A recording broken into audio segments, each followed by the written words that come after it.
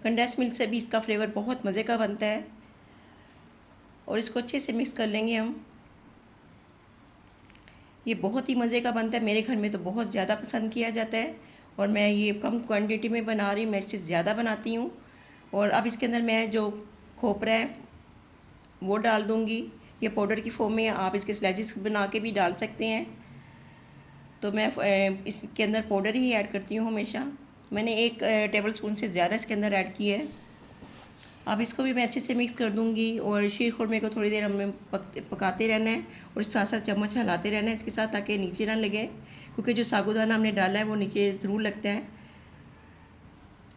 तो शीर खुरमा हमारा पक रहा है, बस तकरीबन ये तैयार होने वाला पक्का है। अब इसके अंदर मैं चीनी ऐड कर दूंगी।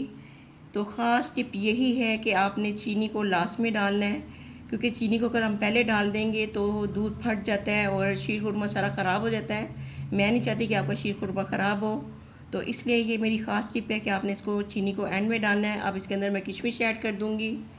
तो किशमिश मुझे बहुत मज़े की लगती है, मैं तो बहुत ज़्यादा इसके अंदर डालती हूँ।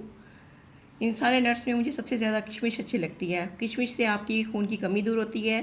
तो ये हमारा एक हेल्दी नाश्ता बनकर तैयार हो चुके हैं, जो कि हम ईद उल फितर में स्पेशल खाते हैं। अब इसके अंदर मैं केवड़ा एसेंस डाल दूँगी, तकरीबन 2 से 3 ड्रॉप्स।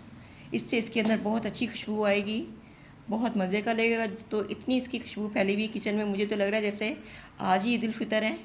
मुझे ईद उल फितर का एहसास हो रहा है।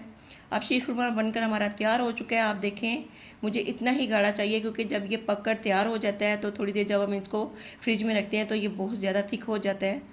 तो आपने तकरीबन इतना ही इसको रखना है। अब मैं इसको डिश आउट कर दूँगी। इसकी बहुत प्यारी खुशबू आ रही है और ये बहुत ही लजीज बना है। और जो इसके अंदर मैंने साबूदाना ऐड किया है उसका अपना ही एक अलग से फ्लेवर आता है। जब मुँह में इसके क्रिस्टल आएंगे तो मोती की तरह जो होते हैं, तो बहुत मज़े का लगता है। अब इसके अंदर मैं थोड़े से ड्राई नट्स थोड़े से रखे थे, वो मैं इसके ऊपर स्प्रिंकल कर दूँगी। तो आप इसको बनाकर ज़रूर ट्राई करें। ईद में ईद का मज़ा दो बाला करें, अपने प्यारों के साथ शेयर करें, दोस्तों के साथ शेयर करें और बच्चों के साथ शेयर करें। और इसको ज़रूर बनाकर आप खाइएगा और अपनी ईद को दोबाला कीजिएगा।